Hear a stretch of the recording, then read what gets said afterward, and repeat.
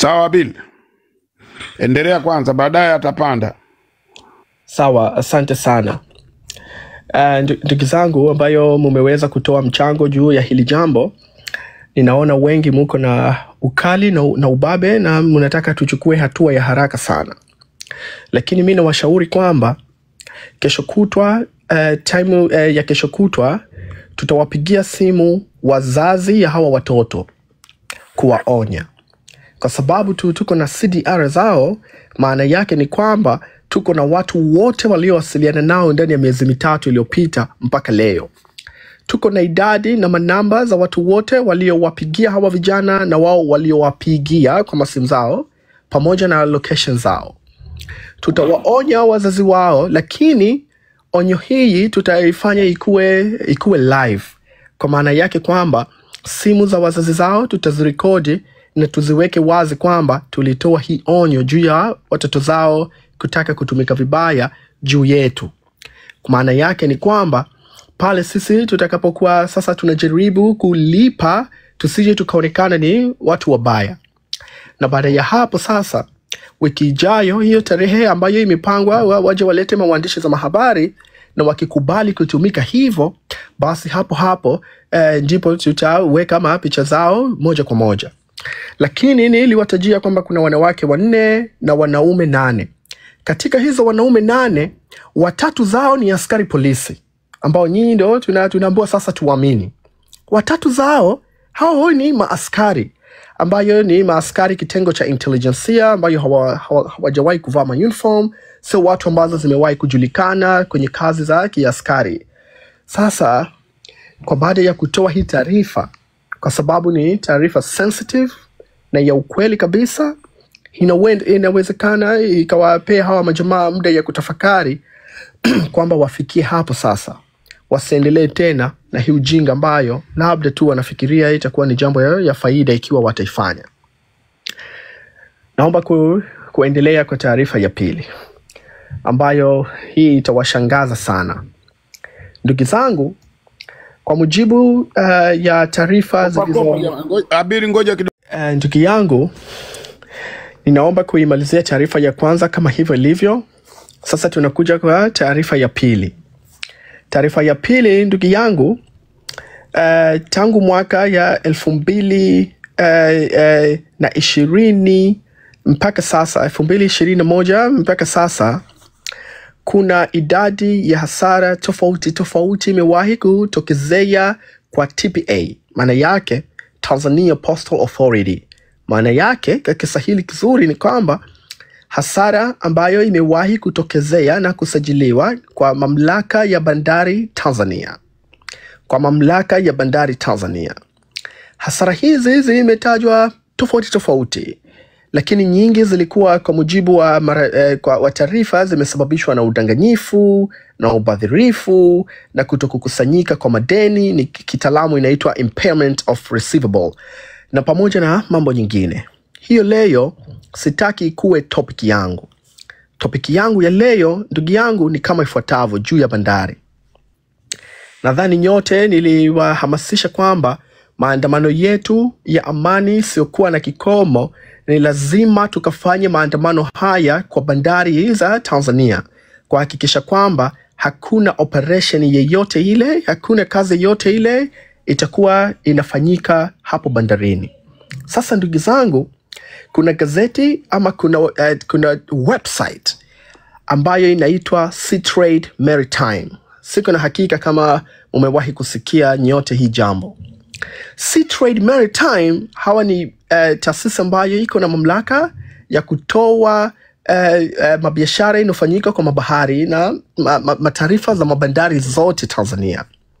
Kuna mwandishi, ama kwa lugha ya Kiswahili ni mhadhiri, ama ni editor kwa English. Sasa tuseme ni mwandishi wa hii shirika, amechapisha taarifa, na huyu bwana anaitwa bwana Marcus Hind. Marcus Hind ametoa taarifa ambayo Tanzania peke yake haijatoa, na tunaitaka serikali itoe hii taarifa kwa raia za Tanzania ijue nini inaendelea.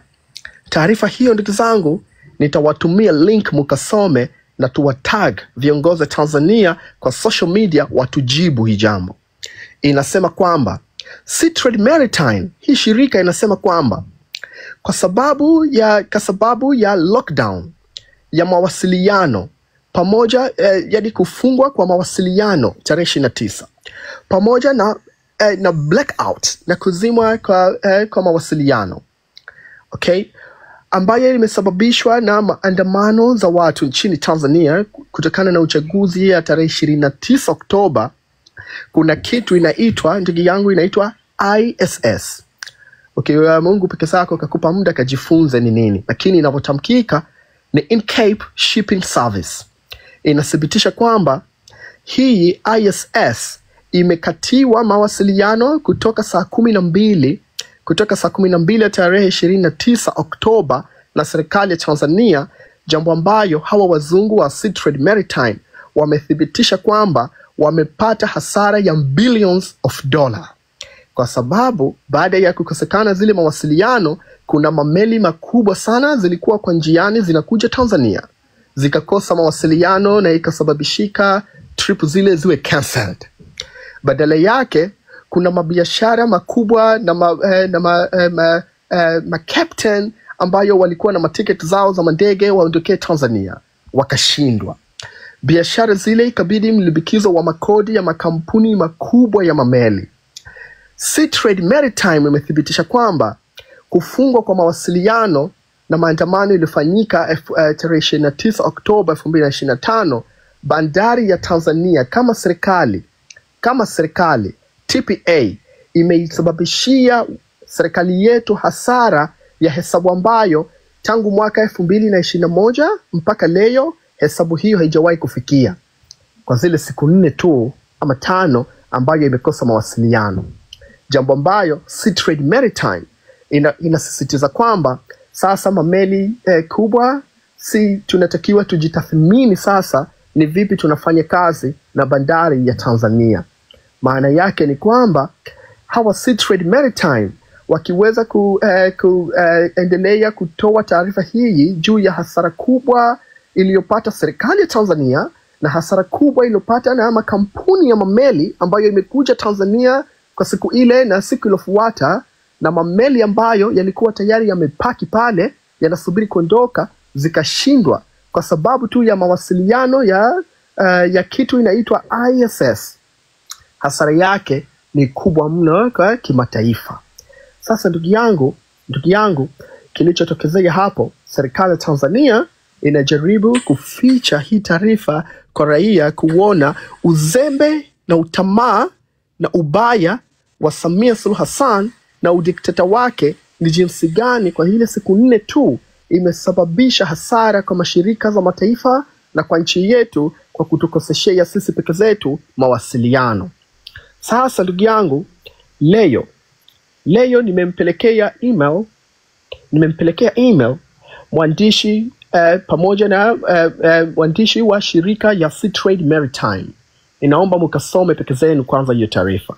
Nimempelekea email ya ushuhuda juu ya maandamano ambayo imefanyika na kumwambia kwamba hasara ambayo shirika ya Seatrade Maritime na mashirika mengine za mameli imepata si hasara si nyie peke zenu ambayo mmepata hiyo hasara. Nimempelekea picture na video 917 juu za mauaji ambayo imefanyika na kuambia kwamba ile mambo ambazo zimezimwa, hii ndio kitu imetokea. Na nimemwambia Bwana Marcus Hand kwamba tarehe 9 Disemba kutakuwa na maandamano isiyokuwa na kikomo kabisa.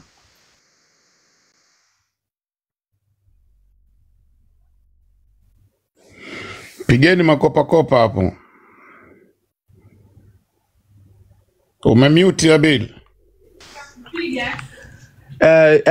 Wanajaribu kudondosha kama wanajaribu kucontrol live yako wanani-mute. Anyways, tumempelekea email Bwana Marcus Hand ambaye ni editor wa Seatrade. Subiri kidogo Abil.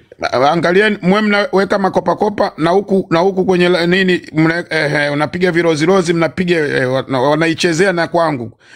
Kwa sababu Abil saizi hawawezi kumpata. Tuko 1400 hapo. Kwa hiyo mkipiga makopa tunamprotect. Twende kazi Abel.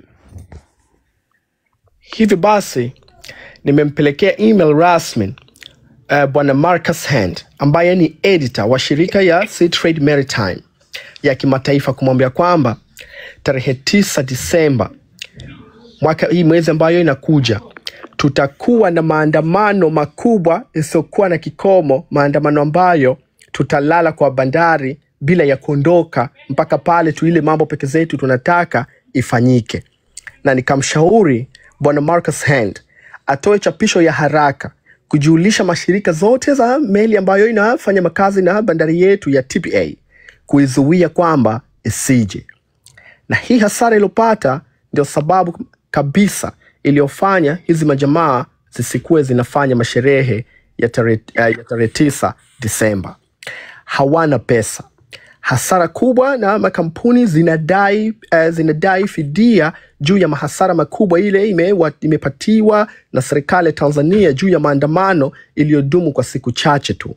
Sasa nimeiambia Sea Trade Maritime juu ya maandamano zetu, na nikamwambatanishia mabarua 56 ya balozi yote ya Tanzania pamoja na barua ya polisi niliowapelekea kujulisha juu ya maandamano zetu na mamlaka zote ile, na kuiambia kwamba aijulishe mashirika zote za mameli kwa sasa hakuna biashara ile yoyote inafanyika Tanzania kwa sababu juu ya maandamano ya amani isokuwa na kikomo, maandamano ambayo tutazuia operation yeyote ile ambayo inafanyika kwa Tanzania. Sasa ndugu yangu, Mungu ni mwema sana, kwa sababu lengo yetu tunataka kuhakikisha tuna paralyze hii serikali. Bwana Marcus Hand akanijibu hivi, akanambia hii ni taarifa muhimu na taarifa sensitive sana, nitaitoa kwa chapisho, lakini pia ninakuomba uwasiliane na hii kampuni. Ni kampuni ambayo kwa mujibu wa bwana Marcus Hand ambaye ni mwandishi wa Sea Trade Maritime amenambia kwamba bandari ya Tanzania tayari iko na mkataba wa miaka 30 na kampuni inayoitwa ya Endani International Ports Holdings, maana yake ni AIPH.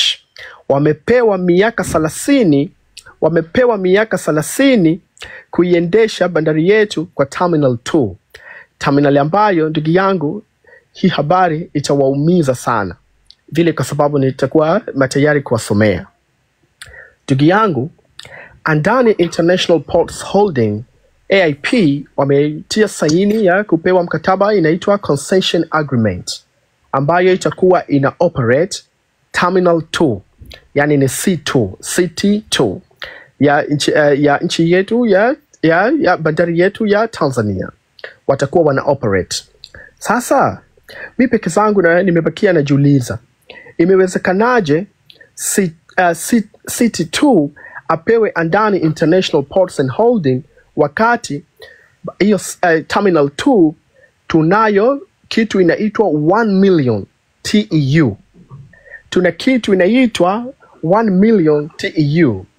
Tukizangu, naomba kuisoma hii jambo kwa lugha ya Kiswahili nyepesi, kwa sababu nyote mkuwe mnaweza kunifahamu.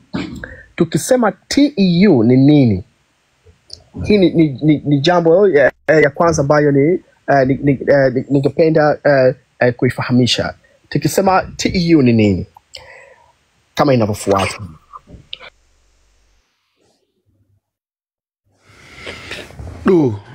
Kudadeki, watu wamebananishwa.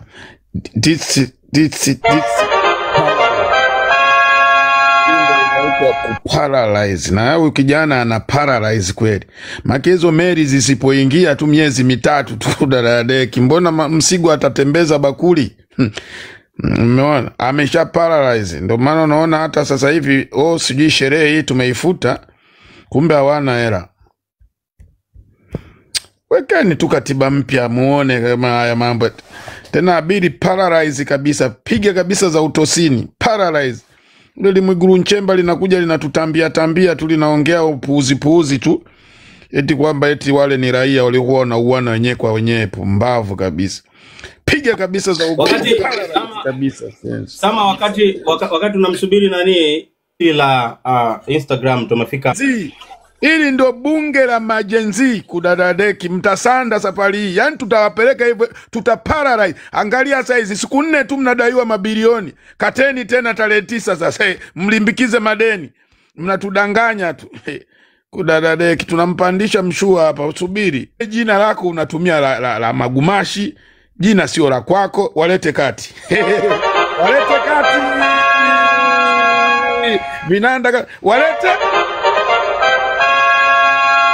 Jamani, makopa huko chini, makopa huko chini. Alijua tangu niko mtoto wa miaka 6. Kwa hiyo nalijua vizuri. Paralyze. Okay. Karibu Abil. Asante sana kaka Sama. Na samahani zile watu ambayo mimi naona unakuwa na shusha na unakosa nafasi nzuri ya kuweza kunisikiliza kwa makini. Ni bahati mbaya. Kwa mujibu ya Seatrade Maritime, wanasema kwamba Terminal 2 ya bandari yetu imepewa mkataba kampuni ya Endani International Ports Holding, AIPH. Mkataba ambayo kitaalamu inaitwa Concession Agreement. Concession Agreement ya miaka 30. Sasa, sijawahi kuona hii mkataba serikali yetu ikikuwa inatuambia kama ipo, na sijajua hiyo jambo, na lazima hapa iko na ufisadi mkubwa, haijawahi kutokea. Kwa sababu hii ni terminal muhimu kuliko terminal yeyote ile ambayo ilikuwa inatakiwa ikuwe chini ya usimamizi ya moja kwa moja ya serikali ya Jamhuri ya Muungano ya Tanzania. Na hii ndio jambo ambayo kuna hotuba bado peke zangu sijafanikiwa kuirejesha.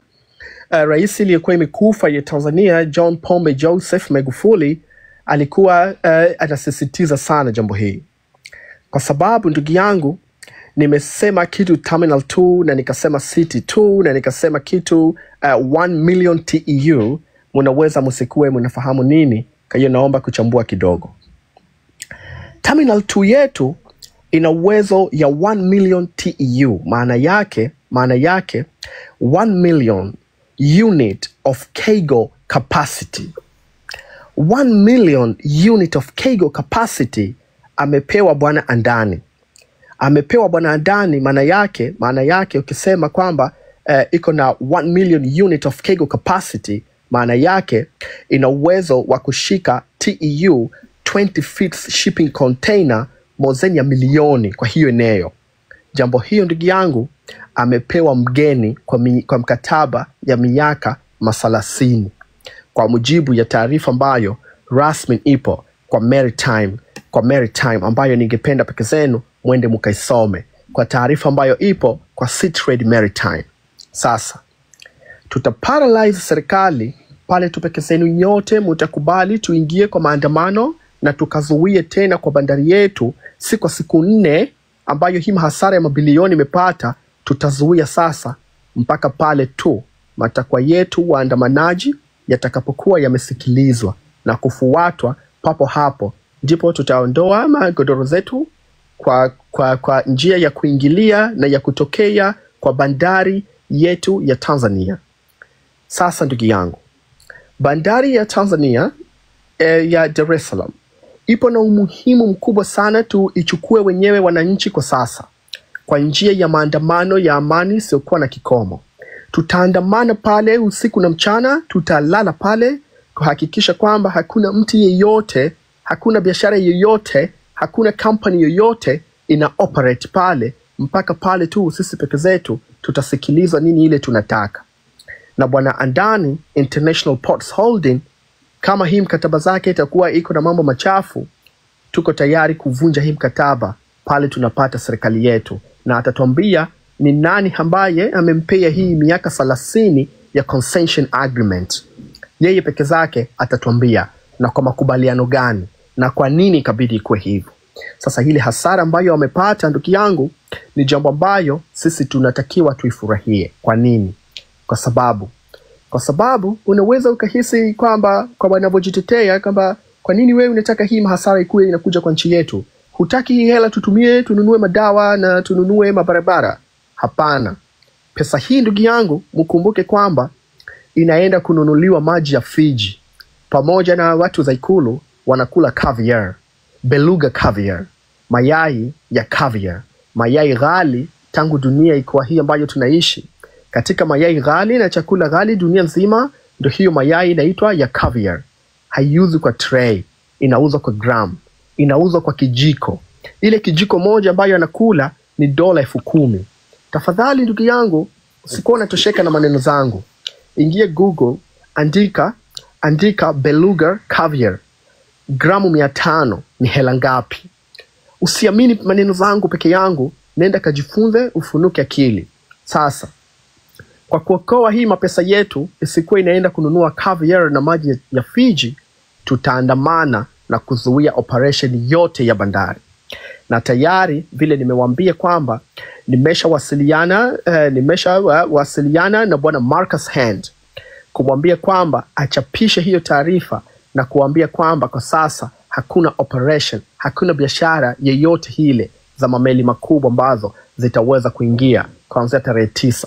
Na kama yeyote hile tu imeingia, itashindwa kutoka, itaganda pale. Sasa ndugu yangu, nitachukua break tena, tukue tunajadili na taarifa hii ya pili ambayo nimeiweka kwa meza kabla hatujaingia kwa taarifa nyingine. Tupandishe watu kadri vile tunaweza, tuko pamoja, na Mwenyezi Mungu atupe busara na nidhamu na heshima wakati tunazungumza. Asante sana. Miaka 30 wakati mama ana 70.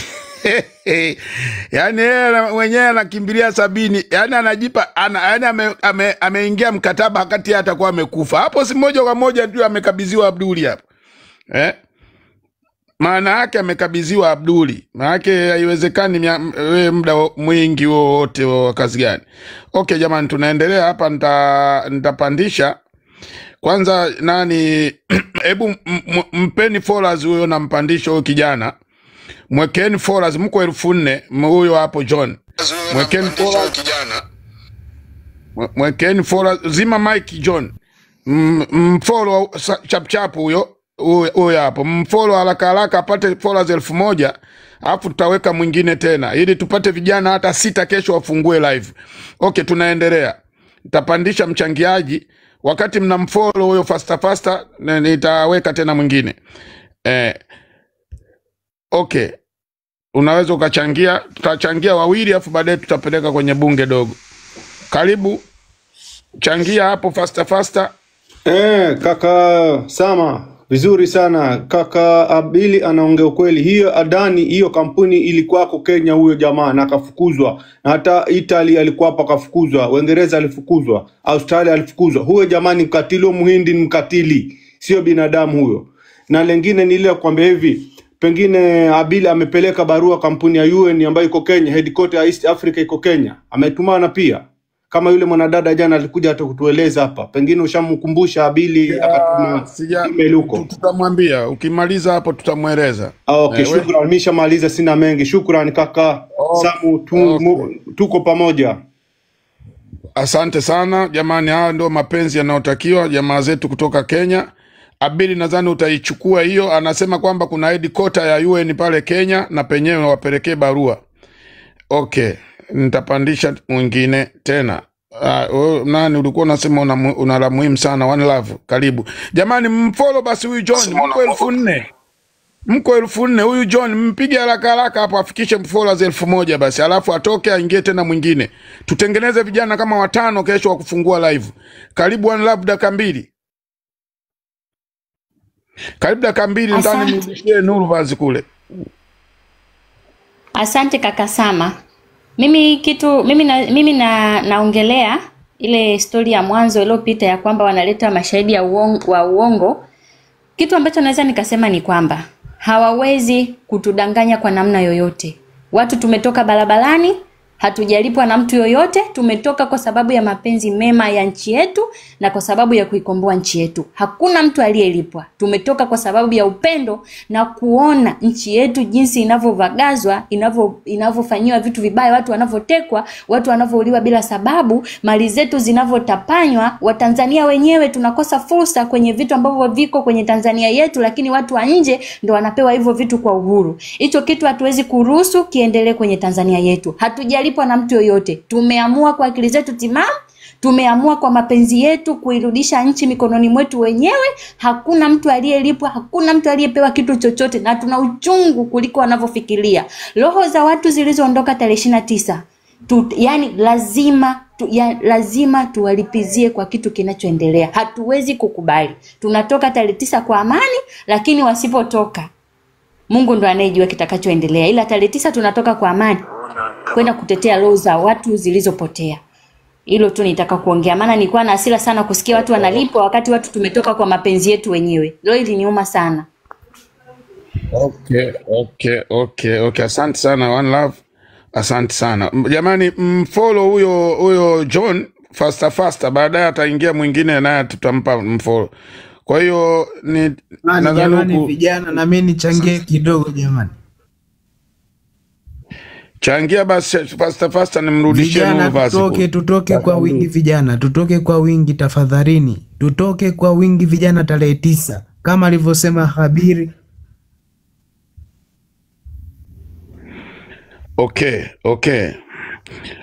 Okay, nadhani tumemaliza huku watu wawili. Bunge dogo kule jamani. Karibuni wawili kule. Okay, hapa naanza na mtu mmoja straight bila kupoteza muda. Janet, karibu. Kuna dakika chache, dakika 2. Sijui kama mnani. Tunakusikia. Ongeza sauti kidogo. Nilichokuwa nataka kukiongelea mimi, nirudi nyuma kwa wale ambao wanatengenezwa ili. Ongeza sauti kidogo dada. Na mnanisikia vizuri? Ongeza sauti kidogo sasa. Sogelea simu kabisa, mic yako weka kwenye mdomo. Yaani hapa naongea mpaka na shout. Nasikika? Twende. Nilichokuwa nataka kurudi nyuma kwa wale ambao wanatengenezwa ili waje kuchafua kile ambacho tunataka kukitengeneza, yani kuitengeneza Tanzania mpya. Mimi ningeomba wawekwe wazi ili tuanze kudili nao, kwa sababu watu wachafuzi tunaanza nao huku mitaani kwetu, huku majumbani kwetu. Hao ndio virus wakubwa ambao wako pembeni ya kwetu sisi. Kwa kitu kidogo tu wanachopewa wanaenda kuchafua taifa zima. Kwa kitu kidogo tu, hajawaza kwamba hiyo hela ambayo atakayepewa yeye milioni 3 hawezi kwenda, yani hawezi kutengeneza msingi ukapanda mpaka ukawa juu. Anakula leo, alafu kibaya zaidi, pesa ya haramu haiendagi kihalali. Ataishia kutumia kwenye matumizi yale haramu. So, kaka Habili tunachomuomba kwamba hawa watu atupe details zake very open, then sisi tutadili nao sisi kama sisi. Hatumwachii Mungu. Saizi hakuna kitu cha kumwachia Mungu. Adui unayemweza unamalizana naye, then sisi tutaenda kukutana na Mungu huko. Nashukuru kwa hilo. Janet, asante sana, umetumia dakika vizuri na umepiga nondo tamu. Shukran sana. Mwingine unmute hapo, watu wawili tena. Naomba nijazie. Truth, karibu. Unajazia au unaanza mwanzo? Nataka niendeleze tu kidogo hapo kwenye mada. Okay, karibu. Ni hivi. Hiyo hoja ya bandari ni nzito sana. Nadhani mnaweza wote tunaona namna hata jiji lilivyo. Bandari kavu ziko mpaka katika city center. ICDs hizi za kuhifadhi hizi makontena. Ni kwa sababu wanufaika wa hivyo vitu. Na ndio chanzo kikubwa cha mafoleni katikati ya jiji. Ndio chanzo kikubwa cha matatizo yote ambayo tunakabiliana nayo sasa hivi kama Watanzania. Na ni kwa sababu kuna watu wananufaika, hawataki kuachia nchi kwa sababu hiyo mambo. Tayari kuko na ICDs zilitengenezwa kwa ajili ya shughuli kama hizo, zikae nje ya mji. Hazifanyi kazi kwa sababu gani? mapato hayo ya makontena yanaingia kwenye mifuko za watu. Hizi makontena ni gharama kubwa sana zikishaenda nje ya grace period. Hizo pesa zote zinaingia kwa mifuko ya watu, zitakiwa ziingie kwenye mfuko wa serikali zisaidie wa Tanzania, zisaidie Mtanzania yote, zinasaidia watu wachache sana wanaomiliki hizo ICDs. Ndio unaona ICD inaweza jikuka within the city center. Unaweka ICD bandari kavu pale Jangwani. Kitu ambayo ilikuwa imeshajengewa na imeshatengewa sehemu kule wanaita Kwala kule Vigwaza nje ya mji. Zilipaswa makontena zote zinaingizwa Dar es Salaam kwa train.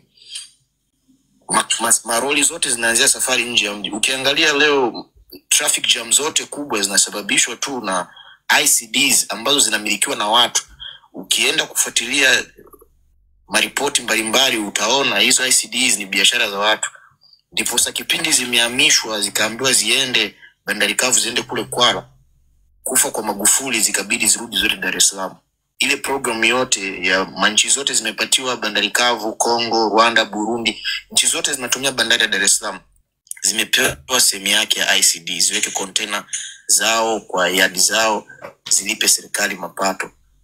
Hii bandari peke yake, achana na utajiri wa madini ama nyambo yoyote, bandari inatosha kupatia kila Mtanzania matibabu ya bure, elimu ya bure.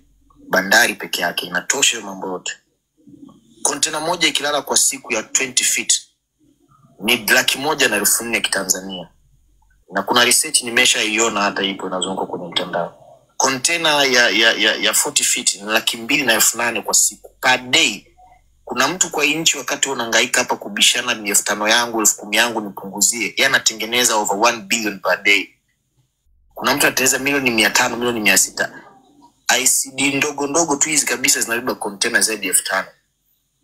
Tanzania ina approximate ya container 60,000 kitu ziko ndani ya Tanzania. Ukiparalyze bandari, kiburi yao inaondoka. Bandari kavu ipo na haifanyi kazi. Nataka kujua kwamba hii kitu ina manufaa kwao. Kuko na ICD Kwala imejengwa, imetumia billions of shillings. Lakini ile kwa sababu ile itaenda kwenye system ya serikali. Hizi zinatumika Dar es Salaam ni mali ya watu, yani mali ya mtu. Na pesa kuna yake, matajiri wote wakubwa kuna yake, na kuna hao watu. Ukifuatilia kwa data wanajulikana ni akina nani. Imagine ICD iko Jangwani. Jamu ni container, hakuna kitu kingine kinaweka foleni.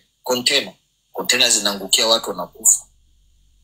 Kuna documentary nimewaiona inaelezea mambo vizuri sana. Container inaingia kwenye manyumba ya watu, inapoteza njia, inaangukia magari, inapoteza maisha ya watu wengi, vilema na nini, kwa sababu tu ya kuna watu wanamiliki hizo ICD.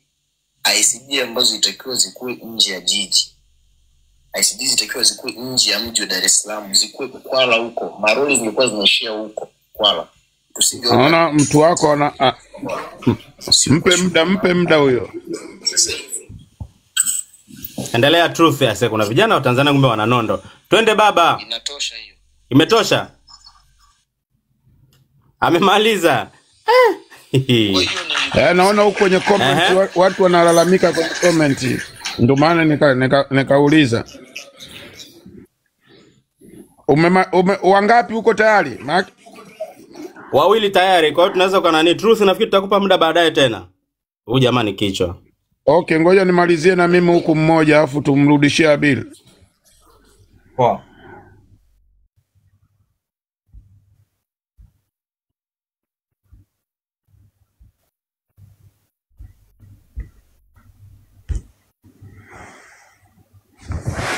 Okay, karibu. Hapo jamani, mbona ampi followers huyo? Angekuwa ameshamaliza saa hizi. Mpeni followers ba, mko 3,900. Anahitajika watu 1,000 tu hapa. Huyo John anafungua live kesho asubuhi, afu tunaenda pale, mtanikuta hata mimi pale. Karibu nani Dayona. Fungua maiki, dakika zako 2. Asante. Kwanza nimesikiliza, nilikuwa sijakuwa jana kwenye live ya jana, nimesikia rais anakula Petrosian Beluga Caviar nimesikitika sana. Anyway, kama ni vile hatuna sangara ama kambale ama wanaitwa nini hawa samaki sato. Niko tu sina swali, lakini nina ushauri kwa vijana wote, kwa sababu nimeona situation iliyoko sasa hivi. Serikali inajaribu kumanipulate vijana kufanya makubaliano machafu kama hivyo Habili anasema.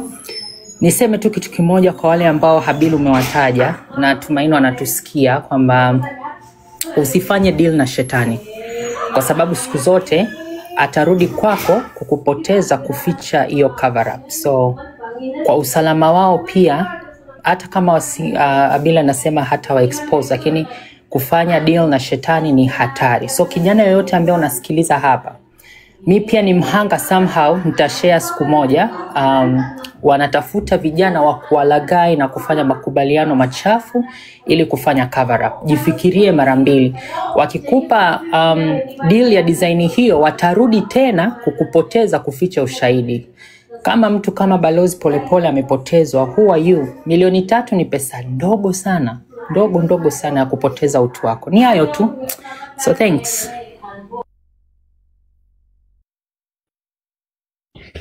Okay, asante sana. Okay, Habili unaweza ukaendelea tena na topic ya 3.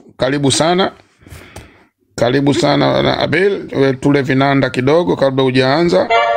Okay, jamani, karibu. Huyo ndo Habili. Karibu sana Habili. Asante sana kaka Sama, na asante kila mtu ambaye Mwenyezi Mungu amempatia nafasi ya kufika kwa bunge yetu, kutupa maoni na kuendelea kupata elimu kwa pamoja na kusoma kwa pamoja. Leo nimepokea email ya uthibitisho kwamba tayari shtaka yetu Kiswahili, kwamba mwakilishi shtaka yetu amepeleka tayari, ikiwa na page zaidi ya 84. Na huyu bwana ni mwanasheria ambaye anaitwa kwa jina la Juan Carlos Gutierrez. Sasa ndugu zangu, ningependa kukupeni taarifa kidogo juu ya nini inaendelea ICC, juu ya kesi na malalamiko na zile mambo ambazo tunafanya. Jambo ya kwanza, ningependa tu kuwaambia Juan Carlos Gutierrez ni nani. Huyu ni mwanasheria. Ni mwanasheria wa haki za binadamu, lakini bado juu yake pia ni raisi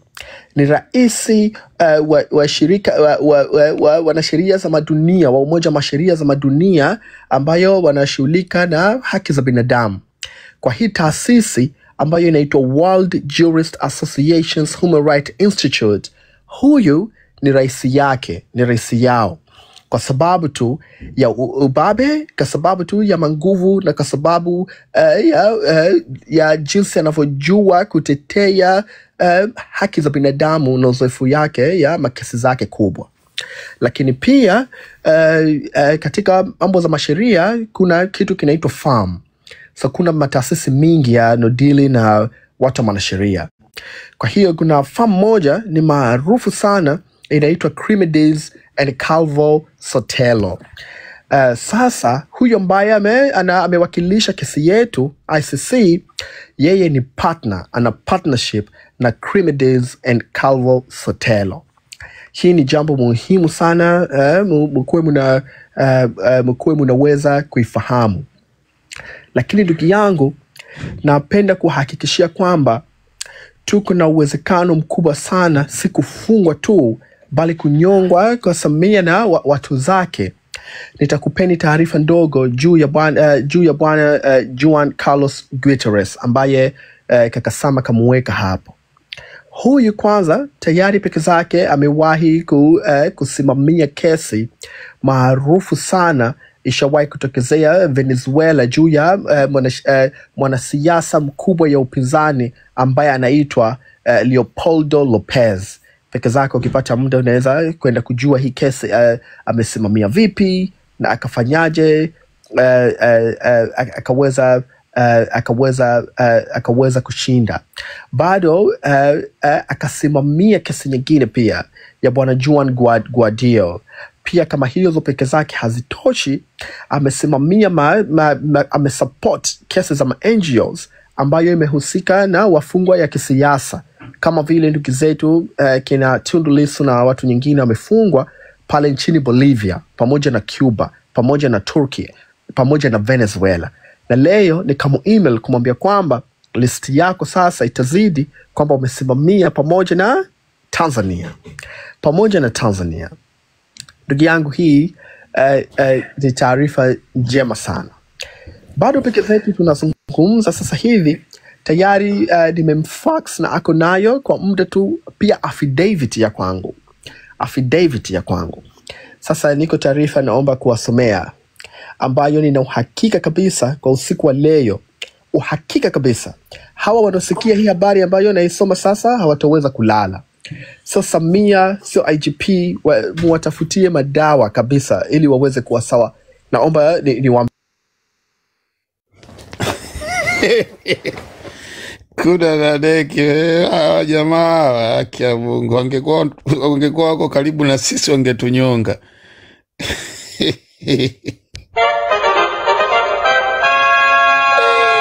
Kuda na deke,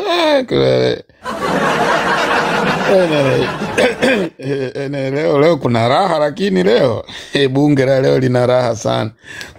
Kwanza live haigandi. Live iko mwake. Ukimpandisha Nabili walete kati. Leo patamu. Jamaa yani leo naona watakuja Kawe. Leo wanaenda Kawe. Uzuri Kawe hawawezi kuijua namba ya Kawe hawawezi kuijua. Hii saizi wanaweza kwa wametupiga hata vidakika kadhaa. Mbona saizi simuoni? Hayupo. Kwa kweli leo lazima watawasha gari kwenda Kawe. Leo gari inawasha kwenda Kawe. Wakisikia hiyo, Emmanuel Nchimbi. Abiri unaniacha hoi. Emmanuel Nchimbi. Kudadade. Huyo ni Emmanuel Nchimbi. Ile mtu ya matobo sasa hivi hatuna mpango nayo tena saizi tuna Emmanuel Nchimbi. Okay jamani, nampandisha bado na nani anajaribu kupanda, lakini wakati najaribu kumpandisha Nuruvas unaweza ukaweka mtu kwa kuta anaongea, mimi na kuwa nampandisha, akitokeza tutafunga. Unaweza ukaweka mtu, kwa sababu mimi huku nitakuwa busy kumpandisha huyu.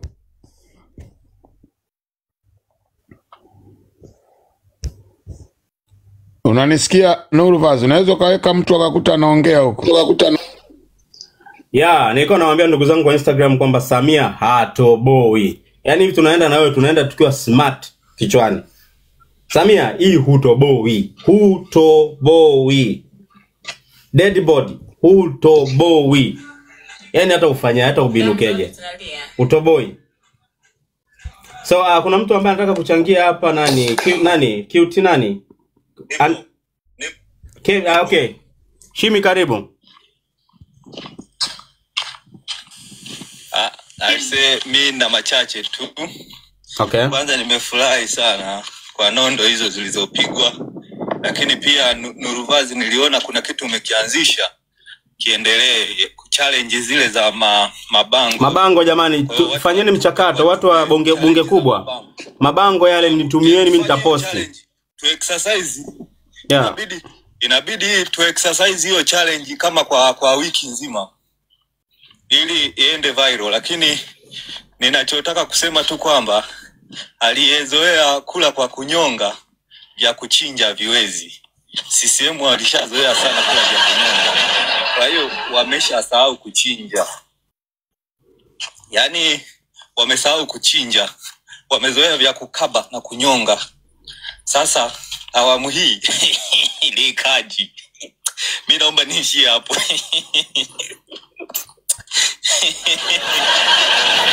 Vijana waovyo jamani. Haya mwingine. Safi sana. I love you guys. Cute, nilikuwa nataka kuongea cute. Cute, twende, fungua mic dada. Nipo hapa, Bwana Yesu asifiwe. Asalamu alaikum. Amen. Wa alaikum salam.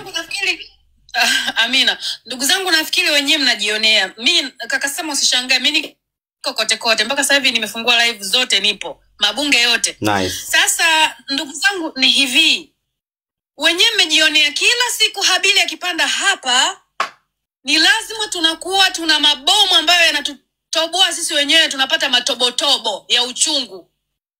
Kuanzia kesi 21 zilizotajwa serikali inazodaiwa, kuanzia bandari ilivyovurugwa siku ya maandamano, wamezima umeme wakajua wanatukomoa sisi wananchi, kumbe wanajikomoa wenyewe. Shimo amelichimba na wamedumbukia wenyewe. Sasa hivi gharama zilizoingia wanataka kutuletea sisi zitukosti sisi. Na nimesikia mpaka watu ambao wanaumwa wamepata maradhi ya HIV kwamba dawa zao itabidi wawe wananunua. Ni kwa sababu wamezidiwa. Kila kitu mpaka kuingia chooni watasema ulipe, hata kama ni chako mwenyewe. Kwa hiyo tunapoelekea sio pazuri. Kila siku mabomu yanakuja kama mlivyoona, na leo hii imekuwa ni too much. Sasa wanashindwa kujiudhuru, yani kuachia ngazi. Wakaona kwamba sasa imetosha, tuachie jenzi nchi yao, tumeshashindwa. Bado wanataka kujaribu kupambana, lakini imekula kwao, kwa sababu wako wazi kama alivyojisemea sister pale. Wako wazi, yani kila kitu kinaonekana, kila movement wanayoifanya. Kama kupanga vijana waje waseme waje watoe ushuhuda wa uongo, lakini vijana wajijue kwamba kama alivyosema mwingine tena watauliwa vile vile. Hawatakuwa salama, kwa sababu wao wanachokifanya ni kujilinda na kulinda yale mabaya yao wanayoyatenda. Kwa hiyo hata hao wanaofanya kisirisiri baadaye watakuja waue ili wasitoe siri, kama alivyosema mzungumzaji mwingine. Kwa hiyo jamani, wawe makini na wasijiingize kwenye, na ninahakikishia Tanzania mpaka sasa hivi hawawezi kujitoa wenyewe wale. Yaani kinachofuata sasa tutasikia na watu 12 wameuliwa. Kwa hiyo ndio hivyo, tarehe 9 tutoke tena kwa nguvu zote, na yani jamani, kwanza ni sherehe yake ya Mungu, kwa sababu tumeshinda. Naomba mwingine endelee. Asante sana. Nimetumia muda huu vizuri. Shukrani sana. Ngoja kwa watu wameshaanza huko tayari, tutarudi. Nuru, bado na msachi. Nilikuwa nasema ngoja niwape na wa huku, naona malalamiko mengi. Ngoja nimpe mmoja. Okay, no problem. Basi turudi huko. Okay, voice of Africa unaweza ukaongea wakati mimi bado nahangaika. Najaribu kumpandisha inakataa, lakini ngoja twende hivyo. Bado yupo, tunahangaika nayo. Unaweza ukaongea wewe mzungumzaji hapa. Habari zenu wa Tanzania. Jamani, niliomba hii live ni muda mrefu, lakini nimeitwa kazini hapa nashindwa kuongea. Nitarudi tena, samanini sana. Watu ni wengi, sasa ukiomba sio kwamba utapewa. Sasa ungei-cancel sasa, kama ulikuwa umeomba muda mrefu unge-cancel.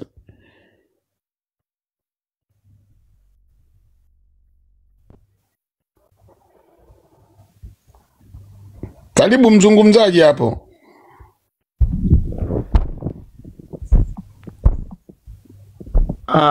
Nashukuru sana. Mnanisikia? Unasikika? Nashukuru sana. Mimi ningeomba nirudi nyuma kidogo kwa hao watu ambao wamelipwa kwa ajili ya kuja kudisturb utaratibu wote ambao sisi tunaweka na kuhusu maandamano. Waje waongee uongo kama alivyozungumza ndugu yangu Abil. Nachotaka kuambia ni kitu kimoja. Maisha ya mtu yasija yakathamanishwa na gharama yoyote ile ya pesa. Yani maisha ya mtu ni kitu kingine, na uwezo kafananisha maisha ya mtu na kipande hata cha lami. Uwezo kafananisha. Kwa hiyo nachotaka kuwasisitiza vijana wenzangu hao ambao wanalipwa pesa kwa ajili ya kuja yani kutuharibia sisi, yani waongee uongo, watuchanganyie habari, yatakuja kuwatokea puani. Na ninachokiomba kwa kaka Abil ni kwamba Yani hawa haitaki tuwaonee huruma. Unaona, ukiangalia ukirudi zile kuziangalia zile picha ambazo baadhi ya watu wamepigwa, wamefanyaje, inatia uchungu sana.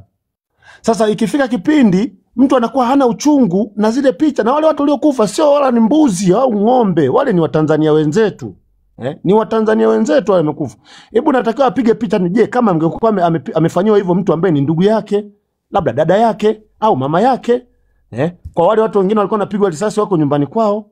Je, ingekuwa kama ni mama yake, je, angeweza kumuuza? Kwa sababu hapo ni sasa ameuza utu wa mtu kwa milioni 3. Je, angeweza kumuuza mama yake au baba yake kwa milioni 3? Hayo ni maswali tu ya kujiuliza, kwa sababu pesa ni pesa tu, na pesa ni mwanaharamu. Unaona? Sasa ikifika kipindi kama inafika kipindi mtu anasamanisha pesa na uhai wa mtu, huko tunakoelekea ni kubaya, na inajenga hasira mioyoni mwa watu. Inazidi kujenga hasira mioyoni mwa watu. Waliotufanyia hayo tunasema tunashukuru, lakini tarehe 9 iko pale pale. Tunatakiwa tutoke. Yani sisi tukatengenezwa uoga, wakafanya kumanipulate hivi mara vile. Nachokiomba tu stick kwenye point yetu. Tarehe 9 tutoke. Asante. Okay, asante sana. Asante sana, utapandisha bado nahangaika bado nahangaika jamani kumpandisha, nampandisha inakataa, nampandisha inakataa. Bado nahangaika naye. Wakati bado nahangaika naye, basi we mzungumzaji unaweza ukashuka. Tumalizie mzungumzaji wa pili, tumrudishie tena kule huyu. Mimi wakati bado nahangaika. Lisu and Abil. Mna majina. Okay, Lisu and Abil, karibu.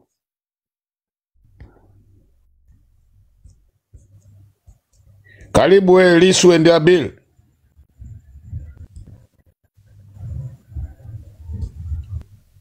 Lisu and Abil, fungua maiki. Au neti. Nashukuru sana kaka Sama. Nashukuru. Yani unaongea bila microphone. Okay, karibu. Naona neti yako sio nzuri. Nasikika hapo? Ongea, wewe ongea, unasikika? Nasikika. Ndio. Nilikuwa nasema kaka Sama.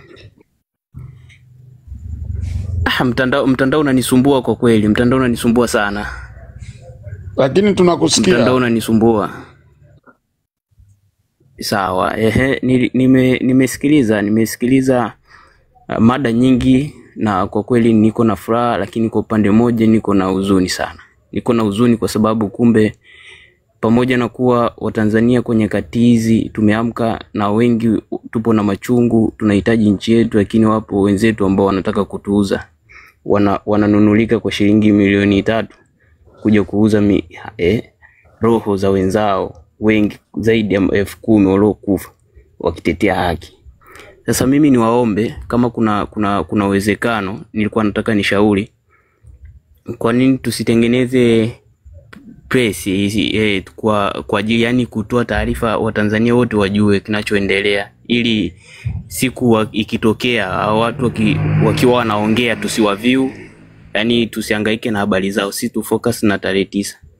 Kwa maana tumeshajua, yani in short uzuri kwamba tumeshajua, tunamshukuru Mungu tumejua.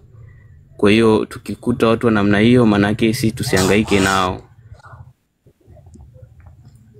Naona Kaka Sama, nasikika kweli? Nakusikia. Sawa. Ilikuwa hivyo, kama kuna namna yoyote kuendelea kutaarifu umma wa Tanzania kwamba wajue kuna watu wa namna hiyo wameshaandaliwa. Kwa hiyo sisi tusihangaike nao, tuache na habari zao, si tu focus na hiyo tarehe 9 kwenda kuichukua nchi yetu. Hiyo ndo jambo kubwa na la. Yaani hapo tayari tumeshawaona, lazima tuwa nini? Hatuwezi kuwaacha. Tukiwaacha si wanatafuta kitu cha nani? Ni kweli kaka Sama, lakini pia cha mwisho cha kuongezea ni watie moyo ndugu zangu. Nimemsikia kuna ndugu yangu mmoja amezungumza vizuri kwamba waliozoea kula vitu vya kunyonga, manake vya kuchinja hawaviwezi.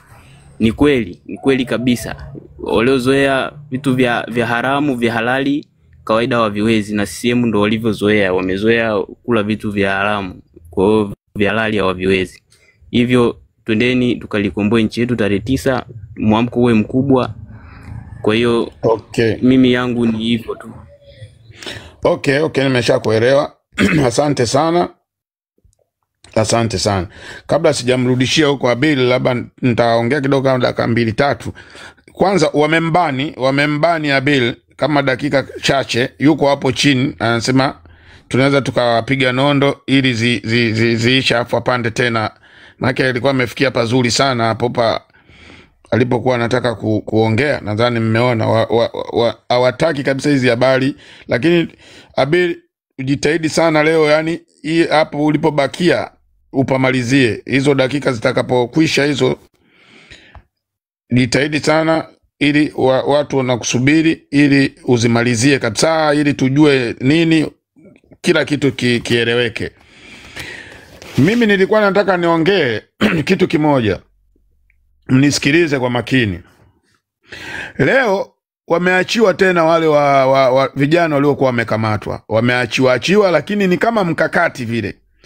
Alafu wale wenye majina maarufu hawajawatoa, kama wakina Nifa, wakina nani, wamewaacha. Umeona, wana mambo yao, wanajua wanachotaka kufanya. Lakini kizuri nilichojifunza leo katika hii kutoka hawa watuhumiwa, kuna wakili mmoja amesema kwamba katika watuhumiwa wote waliotoka hajasikia mtu yoyote ambaye ni mgeni, ambaye sio Mtanzania. Hilo moja. Katika watuhumiwa wote waliotoka leo hakuna ambaye sio Mtanzania, na tunaambiwa waandamanaji sio Watanzania. Sasa cha ajabu, watuhumiwa waliotoka waliokuwa nakamatwa mpaka dakika hii hajapatikana mgeni. Mawakili wamefuatilia hilo. Cha pili, achaneni kabisa na speech ya Mwigulu Nchemba. Mtu yoyote aliyoko hapa asifocus kabisa kwenye hiyo speech ya Mwigulu Nchemba. Simuiti waziri, ya Mwigulu Nchemba. Msidanganywe hata kuisikiliza. Ukifika pale wewe pitiliza.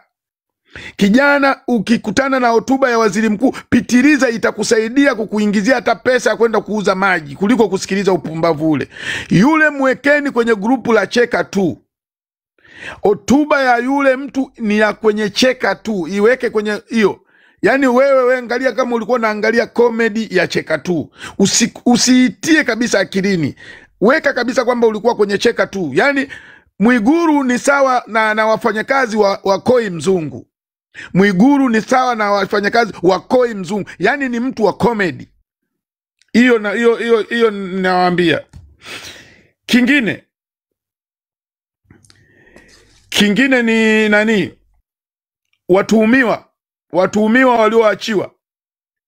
Wale wanaachiwa kule, alafu wanamsifia mama.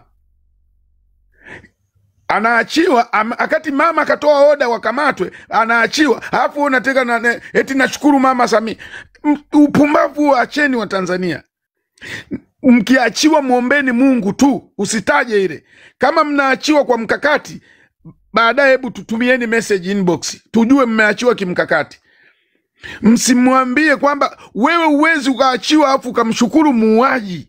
Unamshukuru muuaji. Yani ukiachiwa ukamshukuru muuaji, unaenda kufa huko, hata bafuni utatereza ufe. Na warudia, wote mlioachiwa kwa dhamana, mkimshukuru yule mwanamke, mnakwenda kutereza chooni, mnakufa. Kwa sababu uwezi ukamshukuru shetani hata siku moja ukafanikiwa mambo yako. Mshukuruni Mungu. Ukimuona askari anakulazimisha wewe sema Mungu. Wewe wa dini ya Kiislamu, mwambie Mungu, na mshukuru Mungu na mtume. Na huku naye anasema mimi namshukuru na Yesu Kristo. Hakuna kulitaja jina la yule mama. Mkitaja la yule mama mmeharibu, kwa sababu umemtaja shetani. Mtu anayeua watu 10,000 muogope, yule ni shetani. Msikubali. Serikali hii ina kiburi sana. Leo nimeona makauli ya Samia, anasema kwamba hata kama wanataka kunikamata, acha waniijie, mimi sina wasiwasi. Baadaye tena huku chini anaandika, anasema lakini kwa nini wenyewe hataki mambo yao, nataka tu kufuatilia ya kwetu ya ndani. Unapokuwa unaongoza nchi, angalia na taratibu ulizozikuta. Narudia, unapoiongoza nchi kubwa kama Tanzania, tazama na taratibu ulizozikuta. Umeikuta nchi imeweka sahi, imesaini mahakama imesaini kabisa, mahakama hiyo ya kimataifa imeweka saini. Wewe wakati unachukua nchi uliiona ile saini. Leo unaanza kusema hivi, kwa nini wanakuja kunikamata huku? Kwa nini nisifungiwe gerezani hapa Tanzania? Leo kauli ya mama au huyo Samuya, eti kwa nini asifungiwe Tanzania? Hiyo sisi hatujui. Zehegi na mkuta.